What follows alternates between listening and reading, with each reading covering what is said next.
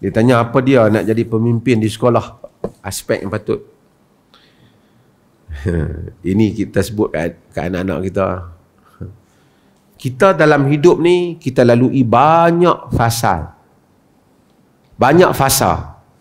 Kita belajar. Bagi setiap fasa tu, kita belajar macam-macam pengalaman. Besok, ingat apa yang saya beritahu. Besok dah membesar nanti, akan ingat. Oh, dulu ada Dr. Mazhar beritahu sekian-sekian. Kita belajar. Kita belajar. Dan manusia itu sendiri dia akan berubah-ubah berdasarkan pengalaman dia.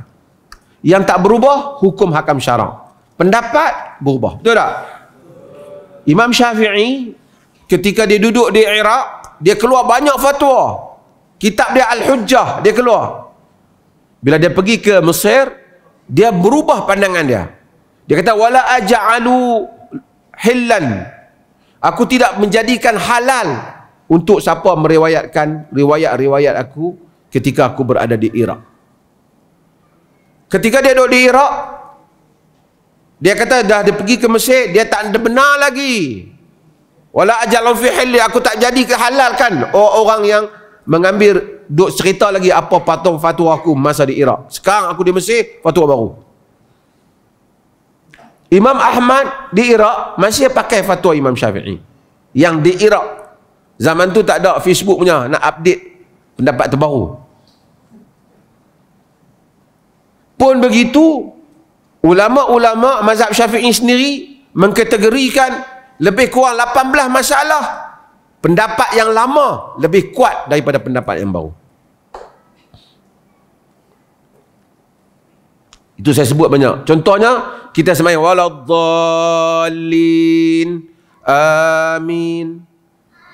Kalau kita baca dalam pendapat yang baru, Imam Syafi'i lebih suka amin tu perlahan, macam mazhab Hanafi. Tapi yang diamalkan dalam mazhab Syafi'i ialah pendapat Imam Syafi'i ketika di Iraq. Qaul qadim, pendapat lama, bukan pendapat baru. Pendapat baru slow. Pendapat lama, pendapat baru, baca surah bagi semua rakaat. 4 rakaat baca surah. Pendapat lama, baca hanya rakaat pertama dan kedua. Yang diamalkan ialah pendapat lama.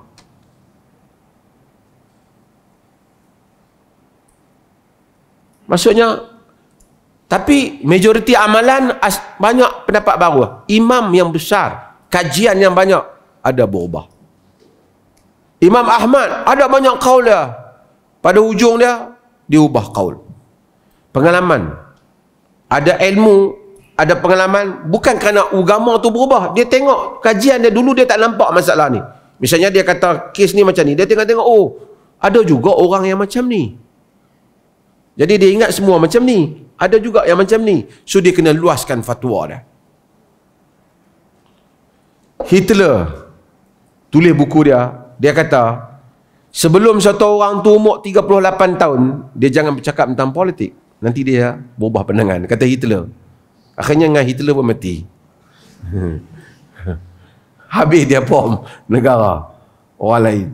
Walaupun dah lebih pada umur tu.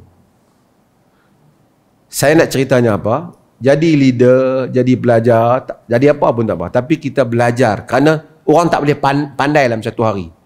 Kalau dah tua baru nak belajar, lambat pandai. Tapi daripada kecil pernah belagu pemimpin itu, pemimpin ni, pernah apa? Menguruskan itu, menguruskan ini, lama-lama akan pandai. Saya tak terus boleh bercakap. Saya dulu di kolej, pemidato, menang pendiato, menang apa. Lepas tu biasalah dengan mikrofon. Ada juga orang masa kecil ketak, tua tak ketak. Ada orang masa kecil ketak, tua tak ketak-ketak lah. Ada juga lah kan. So, yang penting belajar, ambil pengalaman. Quran kata fasiru fil ard fanzuru, berjalan atas muka bumi dan lihat.